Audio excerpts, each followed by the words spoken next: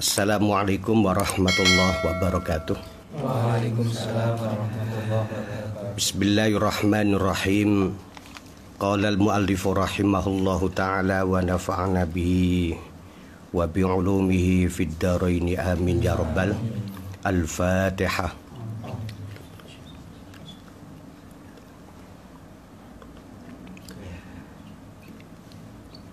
Alhamdulillah kita bisa melakukan pertemuan yang keberapa ini? Yang kedua ya. Kemarin kita libur sehari untuk menghormati nisfu Sya'ban, kita isi dengan banyak zikir. Kita ngaji pertemuan yang kedua untuk disimak bagi santri aktif, wajib ya, wajib ya. Untuk yang alumni itu sunnah. Mahasiswa makro. Mahasiswa ini yang mengikuti secara live. Pembahasan kemarin masih pada innamal a'malu binniyat wa innamal likulli imri'in ma. Faman mongko utawi sapane wong kanat iku ana apa hijratuhu hijrai man iku ilallahi wa rasulih ya. Fa hijratu mongko utawi hijrai man iku ilallahi wa rasulih. Wa man utawi wong kanat iku ana apa hijratu hijrai man iku lidunya krana arai dunya yusibu kang mekenani sapa man ha ing dunya awi mraatin utawa wong wadon yang kihu kang nikahi sapa man ha ing imroatan fa hijratu mongko utawi hijrah man iku ilama maring barang hajaro kang hijrah sapa man ilaihi maring ma. Ini jadi manusia itu apa kata amal itu apa kata niat. Kalau di sini dikatakan barang siapa yang hijrahnya karena Allah dan Rasulnya, maka hijrahnya untuk Allah dan Rasul.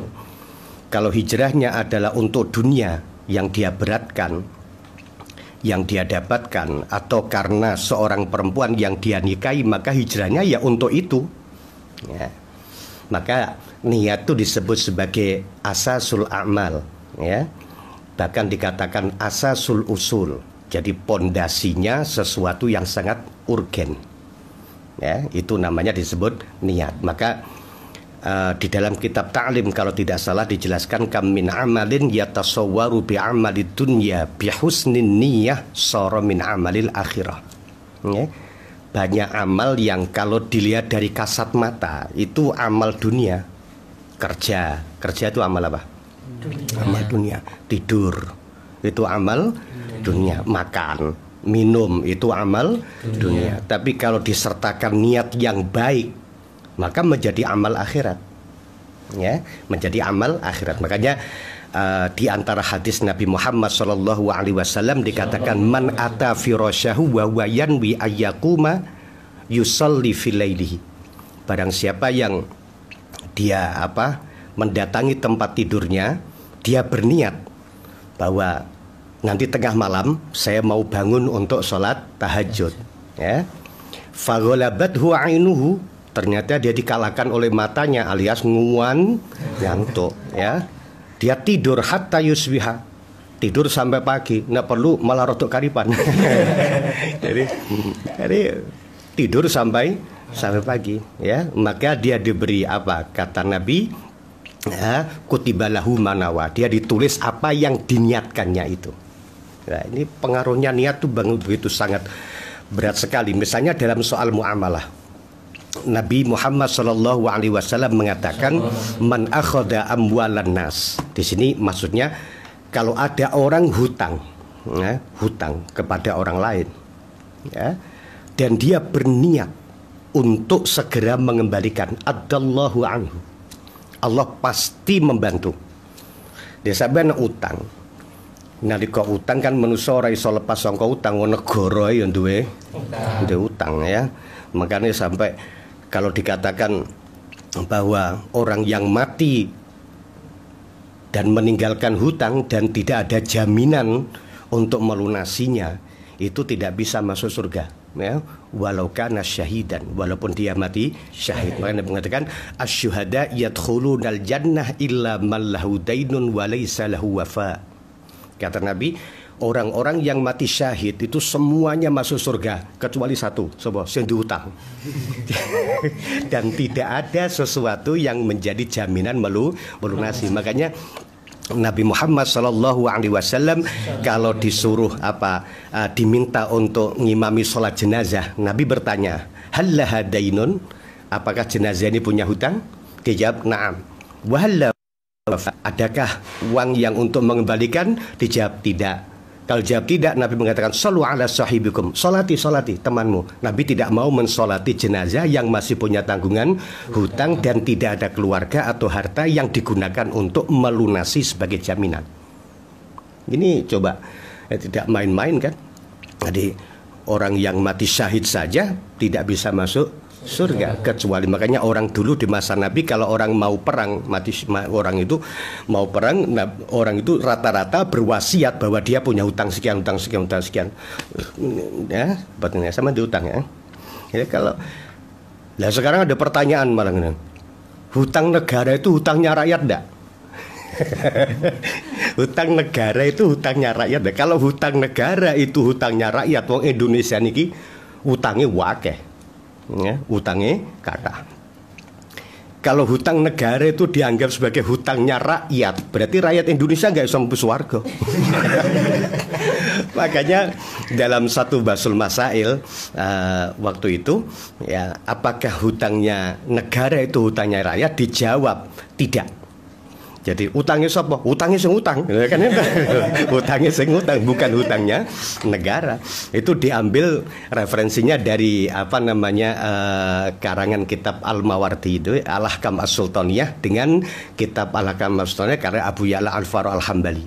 Itu dinyatakan bahwa oleh NO bahwa hutang negara itu bukan hutangnya rakyat. Nah, berarti orang Indonesia bisa masuk surga karena NO. Karena keputusannya seperti itu. Ya. Kalau ada orang hutang, dia berusaha, dia berniat ketika hutang itu.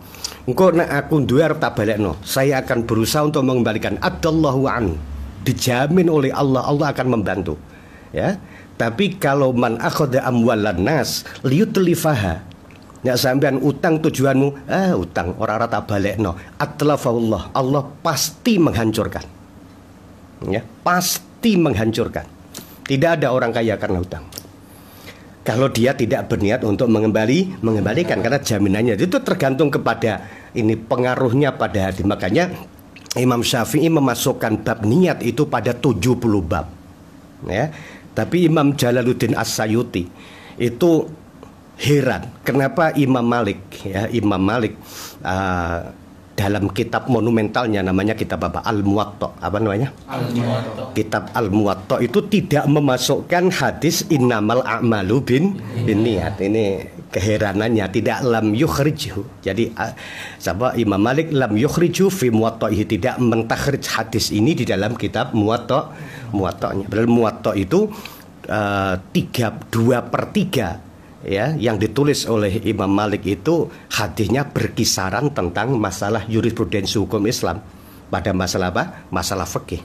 Jadi tidak dimasukkan. Yang ada dikatakan bahwa yub'asun nas ala niyatihim, besok manusia itu dibangkitkan dari alam kubur itu atas niat mereka masing-masing. Yang tampak itu dari niat mereka masing-masing dimuat.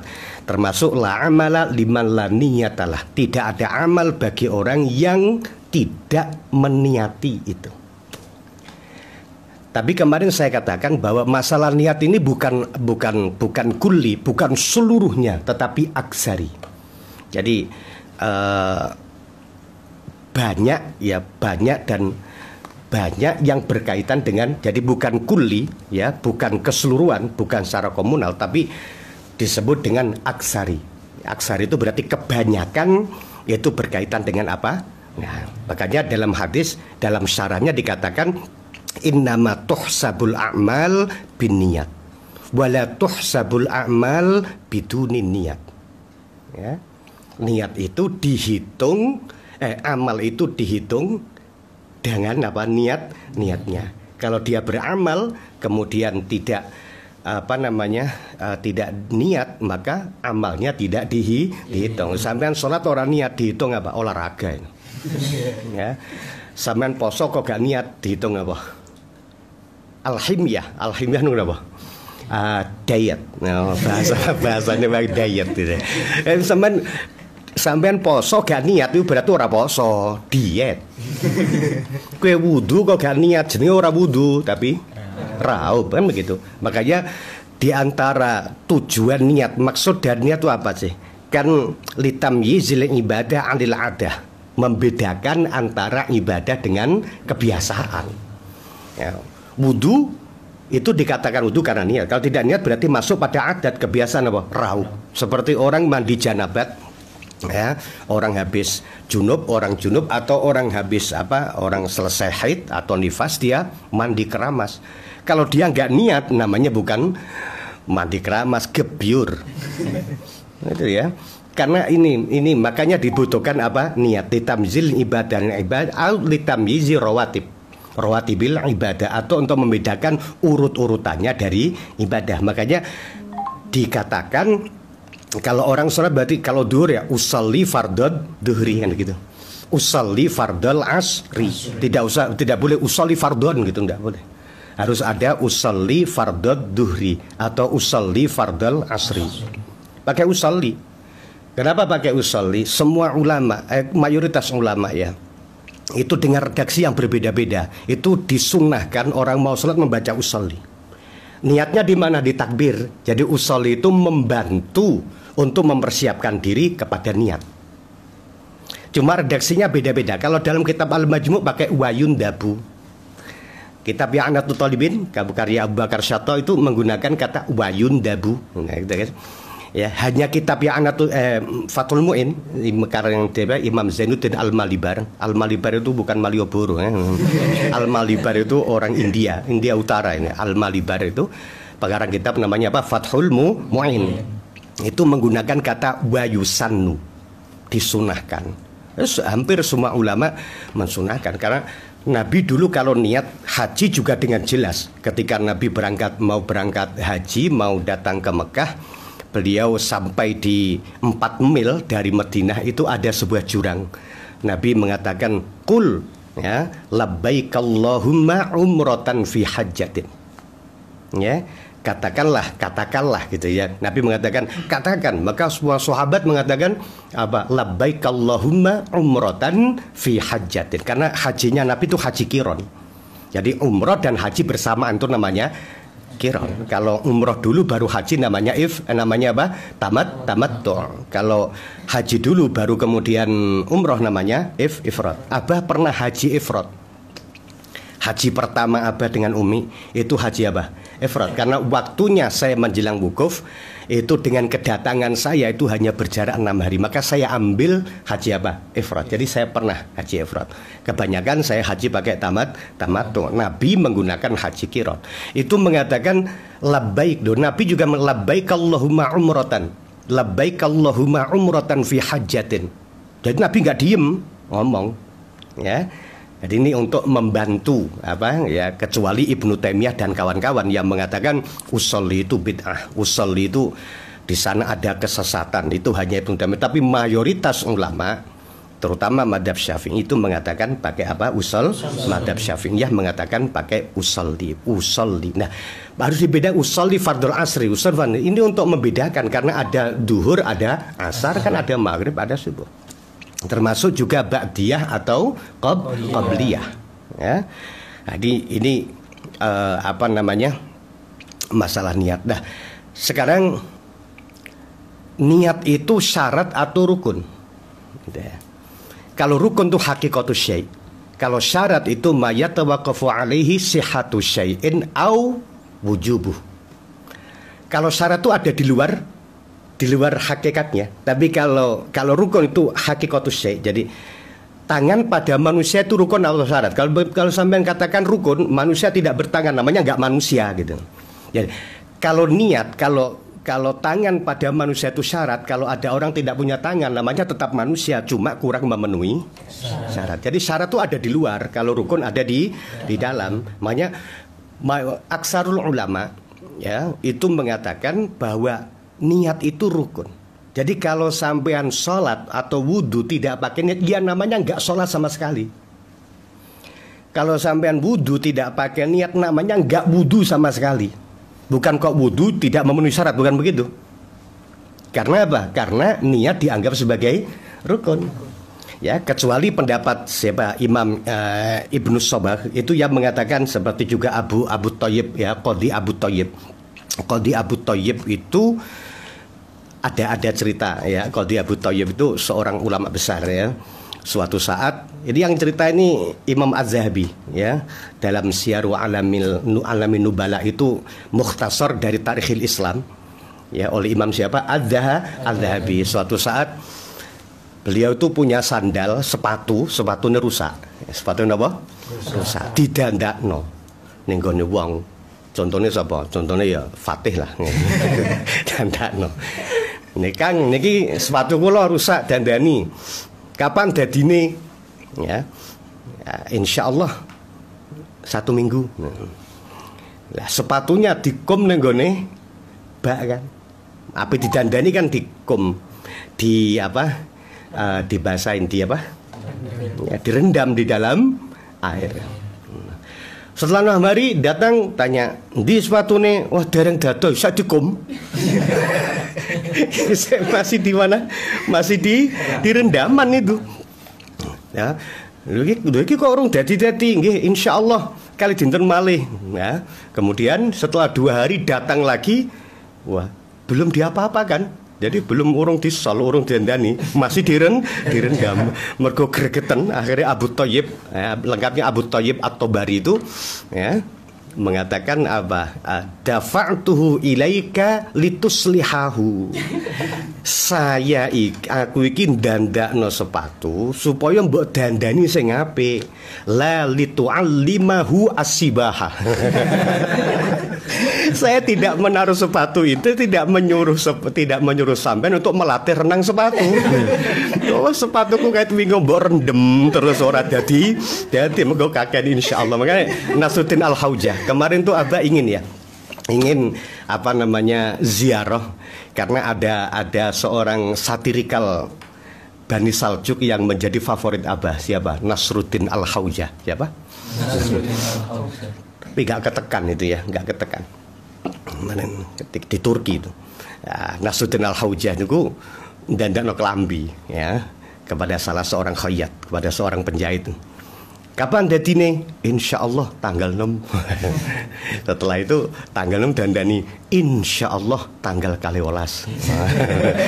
Baru tanggal kalau dandani nih muni insyaallah tanggal 12. Gregeten Nasruddin.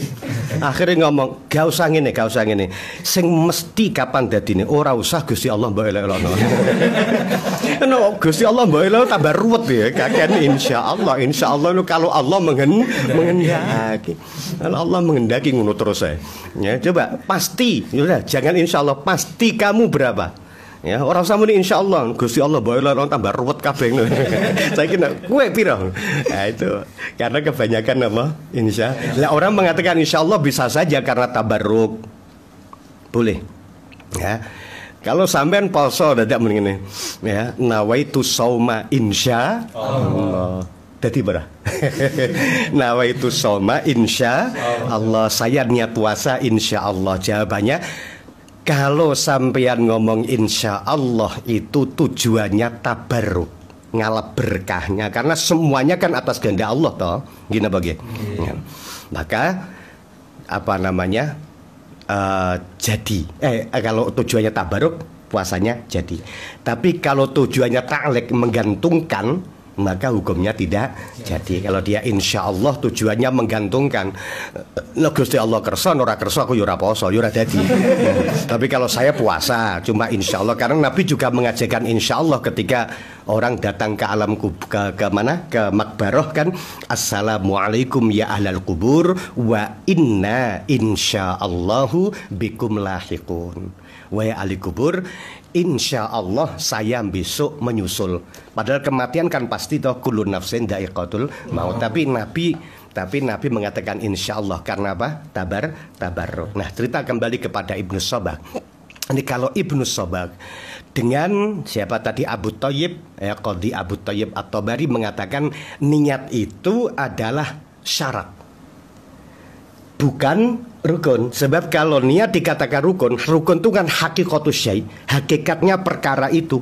Nah, kalau dibutuhkan, kalau niat dianggap rukun berarti harus ada niat lain selain dari yang dianggap rukun itu tadi. Logikanya begitu. Ya, enggak apa, dari dulu ulama-ulama itu khilaf itu biasa gitu, oke. Itu beda, ya. Meriang itu beda, kayak masalah apa? Masalah corona. Itu mengatakan darul mafasid muqaddam ala jalbil masalih. Ya, menolak mafsadah, menolak kerusakan itu lebih didahulukan daripada menarik kemaslahatan. Menolak mafsadah, menolak kerusakan itu lebih didahulukan dari kemaslahatan, sehingga dianjurkan untuk tidak jamaah. Bahkan sudah diumumkan jauh-jauh hari tidak ada tidak ada sholat tarawih berjamaah di masjid, tapi jamaah sendiri-sendiri. Yang repot tidak ada halal bihalal. Ini abah iki satu songonggon gagal. Jadi corona merugikan saya. 109 kebanyakan haflah akhiris sana pondok-pondok salaf ini gagal semua. Darul mafasid muqaddam ala jalbil masalih. Nah, tapi sebagian lagi mengatakan bahwa yang dimaksud dengan maslahat, yang maslahat dan mafsadah itu harus seimbang. Ya, maka dikatakan la yajuzu ta'tilul masalih al muhaqqaqah khaufan min al mafasid al mauhumah. Itu dalam Qaidah al-Kubra. Tidak boleh mengabaikan kemaslahatan yang nyata. Belajar itu kan nyata kemaslahatannya, dengan alasan karena takut kepada mafsadah, kerusakan yang masih di dalam dugaan.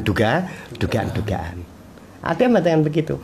Ada yang mengatakan al-maslahah al-ukhrawiyah, kemaslahatannya bersifat ukhrawi, itu muqaddamatun alal mafsadah ad-dunyawiyah, didahulukan daripada mafsadah yang bersifat dunyawiyah. Virus itu termasuk mafsadah dunyawiyah.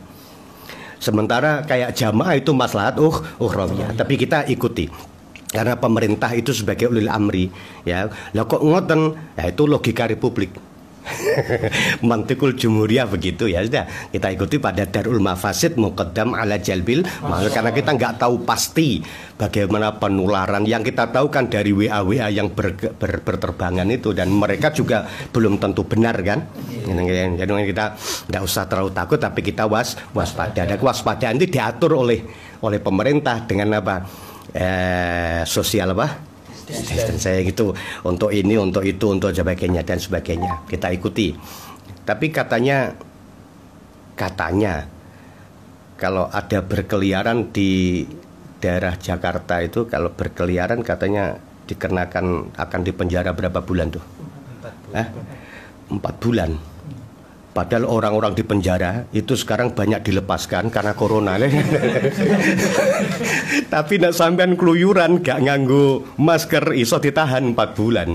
Lah yang ditahan itu banyak dilepaskan karena corona. Ya tidak apa-apa lah, namanya logika republik. Ya, kita ikuti, kita sebagai ulil amri dari sana, ya kita ikuti sampai pada adanya kepastian diizinkan untuk masuk kembali gitu ya. Mudah-mudahan tidak mewabah. Amin ya rabbal alamin.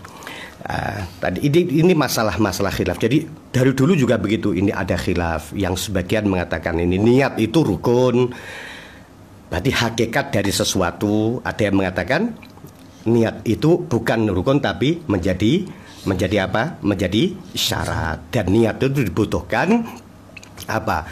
Untuk membedakan antara adat dan ibadah atau runutan dari ibadah itu.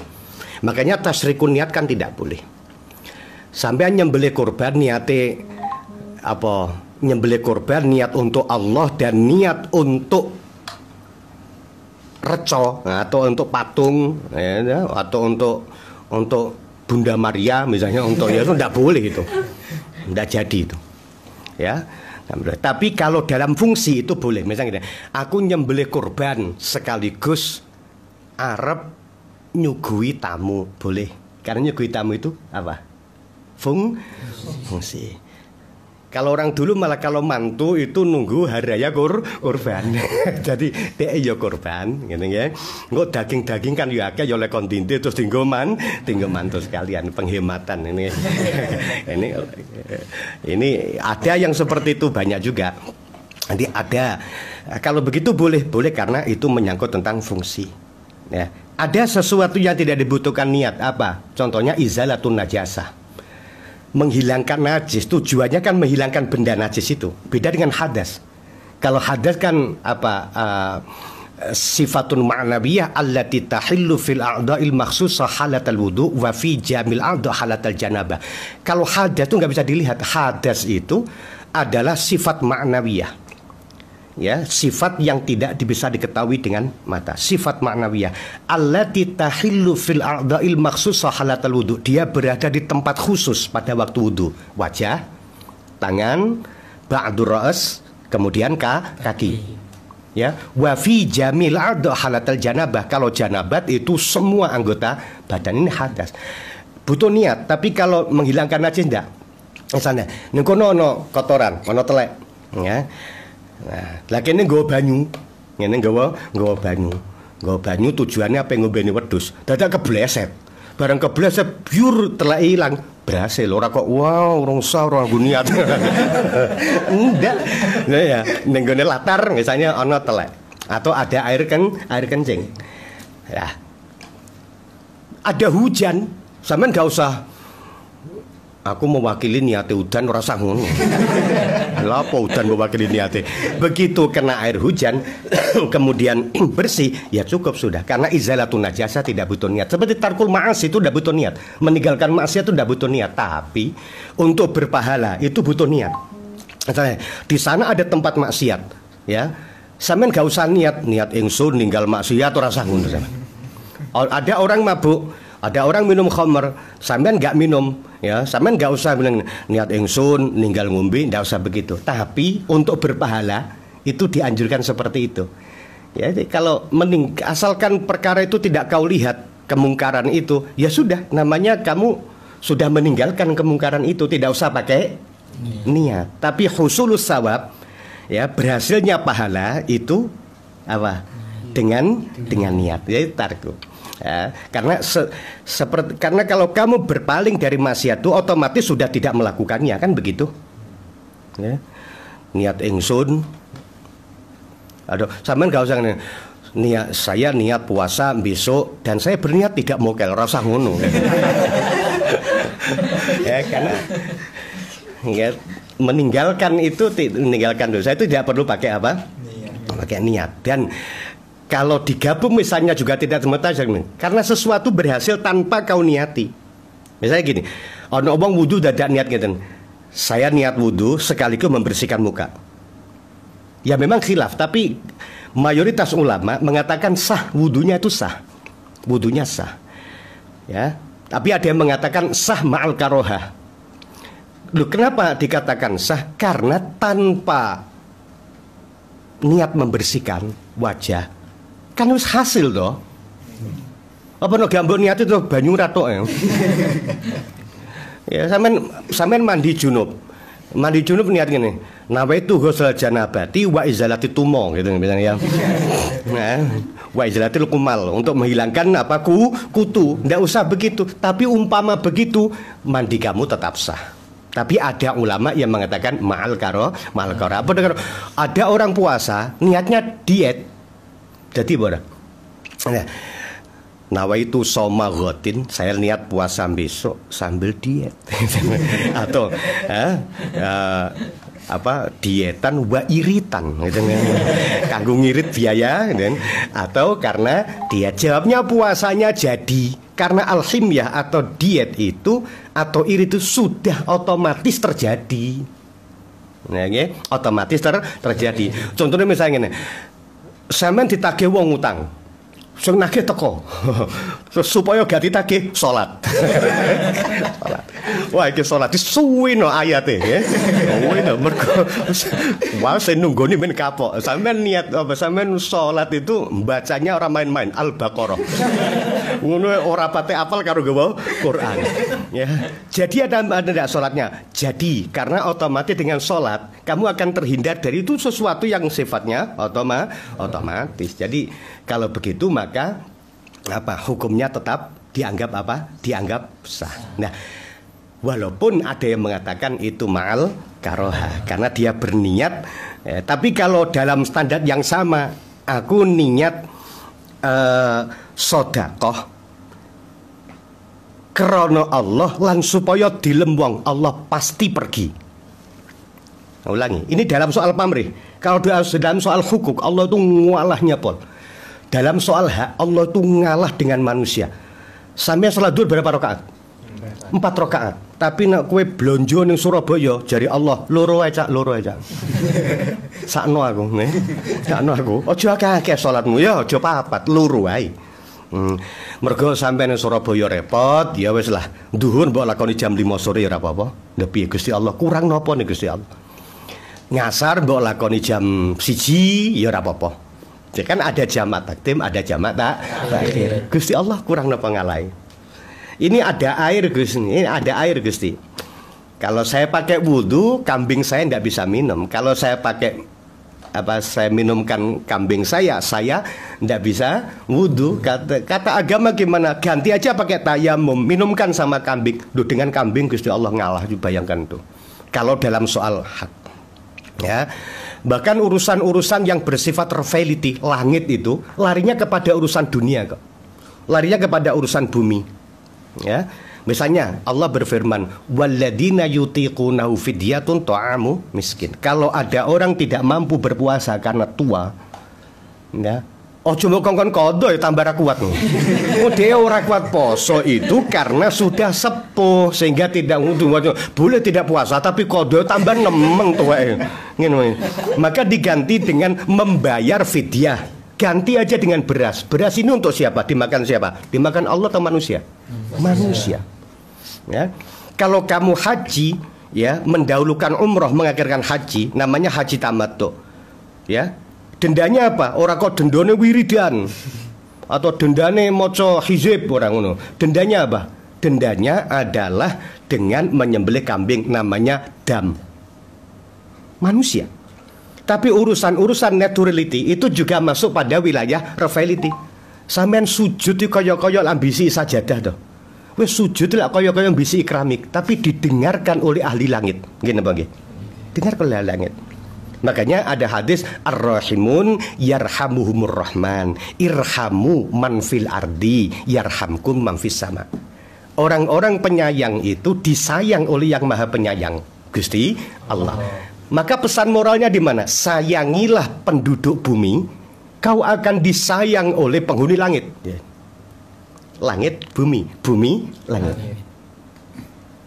Sayang, kalau kamu ingin disayang oleh penghuni langit, sayangilah penghuni bumi. Ya. Begitu juga hal-hal yang berkaitan dengan langit juga tidak lepas dari urusan bumi. Nah, tadi saya katakan itu. Ya, Gusti Allah nu masya Allah nggih. Ana ibu hamil utawa menyusui, dia takut Gusti lah nek kula siam bayi kula niki mungkin mboten saged nyusu maksimal. Apa kata agama? Gak usah poso kowe. Untuk bayimu atau untuk dirimu kan begitu dah. Tapi kamu wajib qadha kan begitu dah. Boleh kok, boleh. Dulu Allah itu ngalah. Tapi kalau dalam soal pamrih jangan sekali-kali. Allah tidak mau disandingkan dengan siapapun. Sampean niat sedekah, tujuannya dilem wong itu menunjukkan kamu tidak puas kepada Allah. Tingkat kepuasan Allah kepada kita itu setingkat dengan kepuasan kita kepada Allah. Nak sampean sodakoh, nak sampean sholat, sampean sholat tahajud, Allah tahu ndak? Allah tahu ndak? Wong Allah yang memberitahu pada kita dalam bidang hakiki saja, fama ya'mal misqala dzarratin khairai wa ma ya'mal misqala dzarratin syarrai. Coba kita saja kalau dibukakan oleh Allah pada hakiki kita bisa melihat amal sebiji melekul. Lalu bagaimana dengan Allah yang yang menciptakan ini kan sudah yakin kamu tahu Allah. Saya sedekah, Allah pasti tahu. Saya sholat tahajud, Allah pasti tahu. Dadak mbok campur ben dilem wong. Itu berarti kamu tidak puas. Berarti kita tidak puas kepada Allah. Saya tidak puas kalau dipuji Allah. Kan Allah gak ketok. Dadi ora ketok ora penak belas. Aku seneng dilem wong. Maka Allah pasti pergi. Allah pasti apa? Pasti pergi. Jadi enggak, kalau urusan hukuk itu Allah ngalah. Tapi kalau urusan pamrih itu Allah tidak mau, karena Allah itu sangat cinta. Karena sangat cinta, maka Allah sangat cemburu. Allah itu sangat cinta. Nama Allah dalam Asmaul Husna jumlahnya pinten? 99. Yang paling sering disebut apa? Ar-Rahman. Dua-duanya punya konotasi cinta kan. Ar-Rahman kang paring welas ing dalem donya lan akhirat. Ar-Rahimi tur kang paring welas ing dalem akhirat bloko kan kiai-kiai kuno man gitu. Ya, cinta. Termasuk Ar-Rahman, rahman Allah untuk orang-orang non muslim juga rahman Allah. Apapun itu ada dalam rahmat Allah. Tapi dalam konteks rahman, bukan ar-rahim. Kalau ar-rahim besok di akhirat hanya untuk orang mukmin. Kalau ar-Rahman semuanya. Allah membagi rata termasuk bidang ilmu. Ono anake wong kafir, pengen dadi dokter, sekolah nih fakultas kedokteran, oleh sinau tenanan, lulus dadi dokter betul, dadi dokter. Ono anake wong Islam, santri pisan, ya, pengen dadi dokter, tapi ora sekolah nih kedokteran, wiridan terus. Aku takut dadi dokter apa dukun? Karena rahman Allah dibagi rata semuanya. Maka rahmat itu menggunakan kata indah, ya, karena sumul untuk semuanya. Ini Allah itu maha. Yang disebut adalah cinta, rahman dan rahim. Nah, orang yang cinta itu diimbangi dengan apa? Cemburu. Bohong kalau ada orang bilang saya mencintai tapi nggak cemburu, bel. Ono wong cemburu, wah cemburu, cinta ya enggak, goblok. Allah itu kalau semakin cinta Allah semakin cemburu. Contohnya bulan Ramadan. Ramadan tuh Allah paling cinta dengan bulan Ramadan dan cinta kepada orang yang berpuasa Ramadan. Saking cintanya, ono wong poso Ramadan kok lesu tenger-tenger diganjar Allah jihad Nabi ini. Jadi poso-poso rasa muni Allahu Akbar gak usah meneng ta jihad. Karena turu diganjar namus shaim ibadah. Jaminan dari Allah, garansi dari Allah tidurmu pahala ibadah. Karena saking cintanya, ya, cinta yang sampai kalau dinalar pakai logika tidak masuk logika. Turu diganjar, meneng tenger-tenger kok jihad. Ya, itu oleh Allah. Tapi terus sampean ngono, wah Ramadan konsekuensinya sampean kudu paham. Nah, Allah sewenang berarti Allah cemburu. Karena cemburunya maka hadis Nabi mengatakan, ya, man aftara fi Ramadan yauman biduni udrin. Kalau kamu mokel dalam bahasa Jombang atau moka dalam bahasa Tuban tanpa ada udur di bulan sehari saja, lam yakdi saumusana, tidak akan dikodo oleh 1.000 1 tahun. Kowe mbok kodoni setahun, mugi Allah gak lunas. Ngono Allah ngoten. Saking cemburunya. Gak lunas. Gusti Allah mendengar. Walaupun fikih mengatakan lunas, Gusti Allah gak lunas. Berarti kan harus taubat gitu loh. Karena sampean poso Ramadan orang udur kok mokel, kok membatalkan awan-awan moro-moro mangan. Makanya es degan paling enak dipangan awan-awan poso-poso pisan. Sampean poso-poso dadak mokel tanpa udur kodonono setahun jari Allah gak lunas. Gregeten aku kok jare wetong. Gak lunas. Wong kowe ngempet ngene wae tak kei swarga kalau apa. Gak lunas. Ya. Dadak ana wong poso ini. Wong poso dadak nuwun sewu selingkuh wong poso berbuat zina di bulan apa? Ramadan. Di bulan Ramadan. Kok ya kober pertanyaan gitu. Poso Ramadan dia berbuat zina. Kata Nabi gimana? Junubnya, hadasnya junub tidak hilang walaupun dia mandi bisab'ati abhar, walaupun dia mandi dengan 1000 air dengan 7 air laut. adusa grojokano sampo sak donya gawen sampun brondol rambutmu. Ya. Kata Allah, hadasnya enggak saya tulis hilang. Walaupun menurut fikih hadasnya hilang, maka harus disertai dengan taubat. Itulah. Jadi kalau cinta itu diimbangi dengan cemburu. Bohong. Kalau Allah maha cinta, berarti Allah maha cemburu. Dan kecemburuan Allah kepada manusia jika kita melakukan sesuatu yang maharim, sesuatu yang diharamkan, ya, tempat-tempat yang diharamkan oleh Allah Subhanahu wa taala. Ini ki sing ya jadi murni sampean nak ngelakoni apa amal krana Gusti Allah, aja krana manusa. Termasuk kowe ninggal maksiat iku aja krana selain Allah. Lan ngeten nggih. Ning kono ana umpamane dangdutan sing artise udo-udo. Nah, cekak-cekak ngoten, roke cekak-cekak. Ada ana wong namanya, "Bah, gak ndelok, Bah." Aja. Dadi aku menen, "Moh, kenapa moh sungkan karo santriku?" Wah, ini kalau menurut sebagian ulama, apalagi ulama tasawuf, itu disebut dengan riya. Tapi kalau kamu melakukan sebuah kebaikan dengan tujuan bukan Allah tapi untuk pujian manusia, itu syirik khafi. Itu musyrik yang rahasia, yang samar, musyrik yang samar. Nah, musyrik yang nyoto kan Gusti Allah telu, musyrik nyoto itu, ya. Tidak ada Tuhan, musyrik nyoto. Tapi ada musyrik yang khafi, yang samar, apa? Berbuat baik dengan niat selain Gusti Allah, meninggalkan dosa dengan niat selain Allah, itu namanya riya. Wah, aku ono anu tontonan gak. Kenapa? Kok saru dewasi santri lah kan. Ya, saya meninggalkan masih kenapa? Karena Allah melarang, kan begitu. Yang benar kan begitu. Gini, Bang. Jadi ada apa namanya? Jadi kalau niat itu ikhlas karena Allah. Walaupun itu tidak menjadi syarat.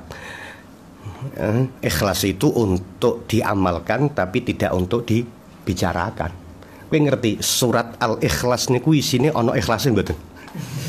Qul huwallahu Allahus lam yalid wa lam yakul lahu. Ndi ana ikhlase? Mosok qul huwallahu ikhlas Allah.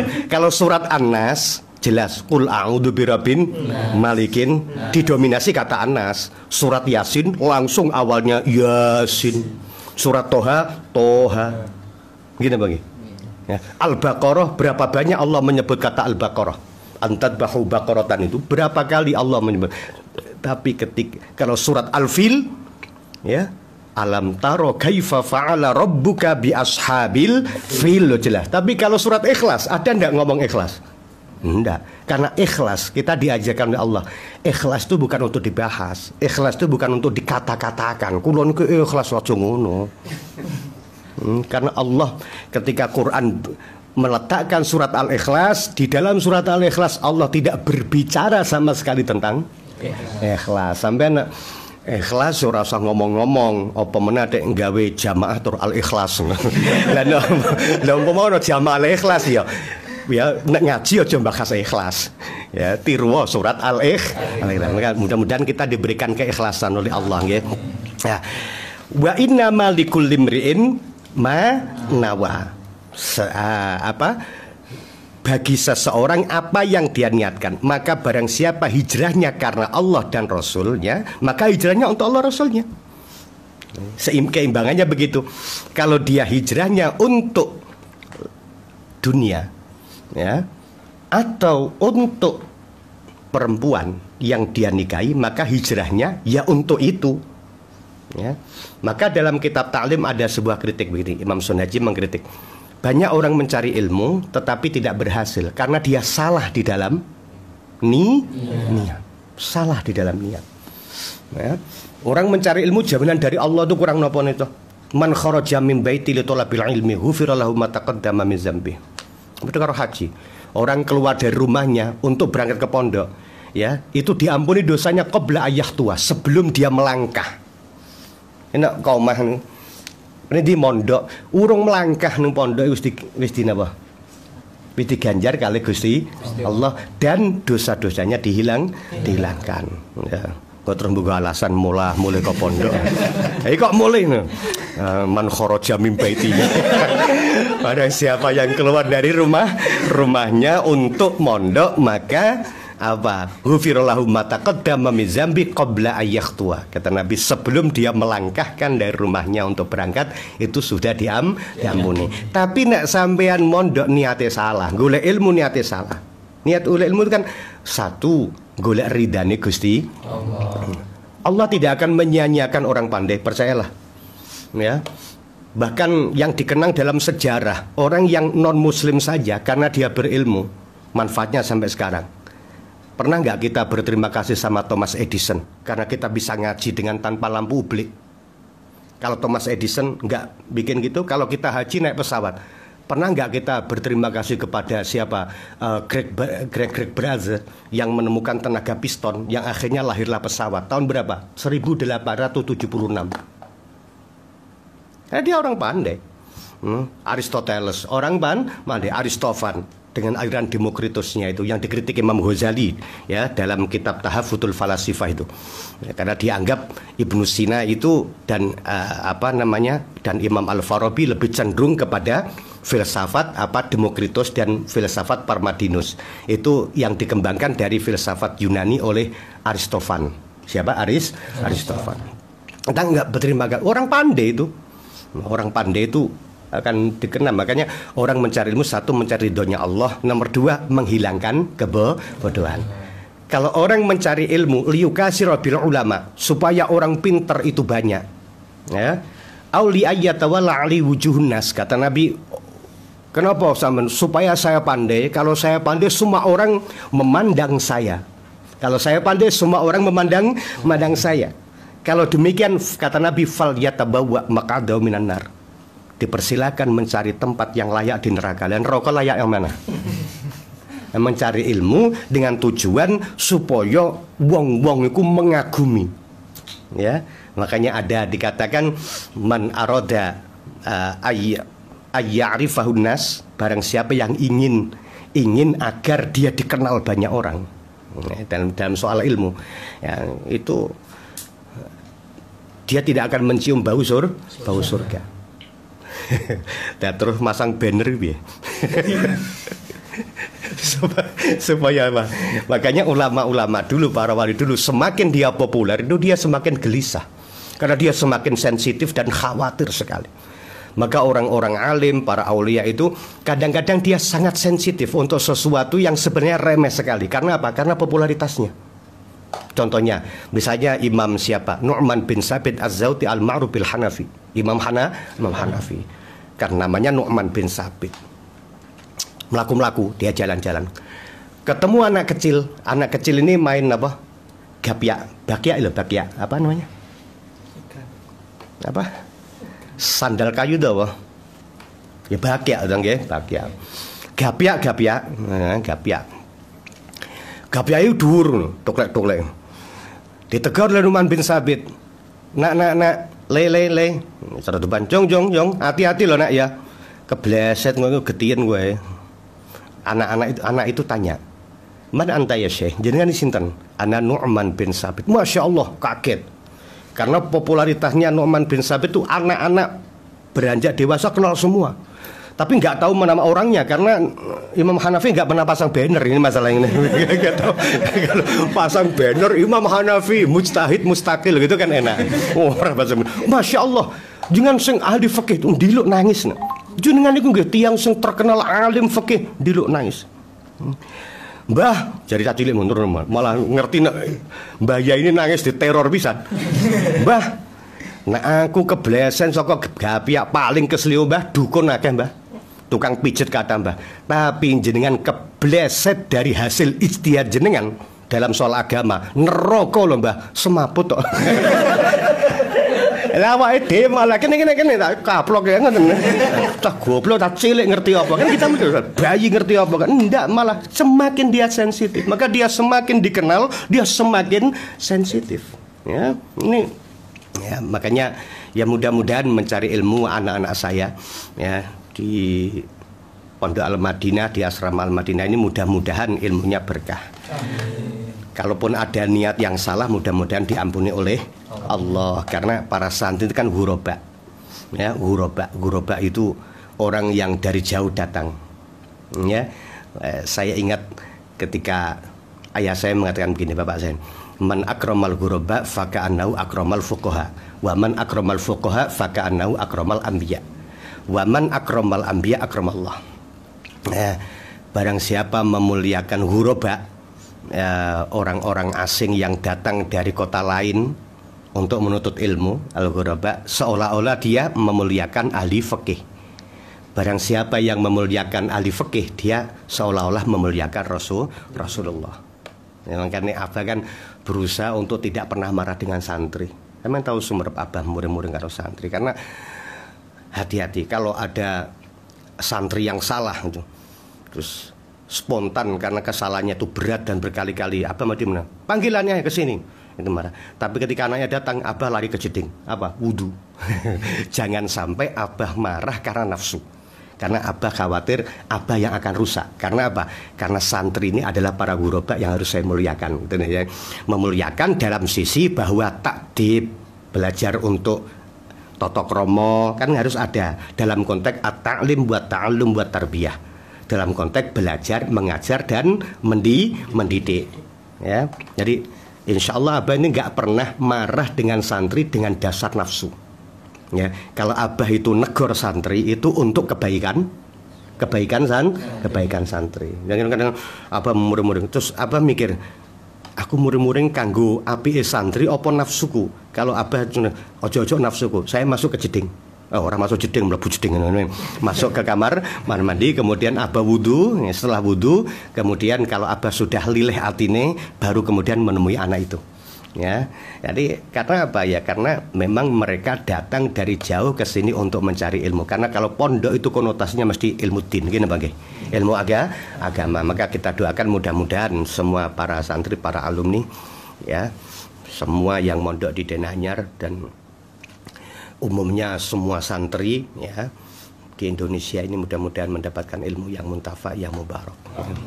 Sampai di sini ngaji kita. Besok pada hadis yang kedua. Al-Fatihah.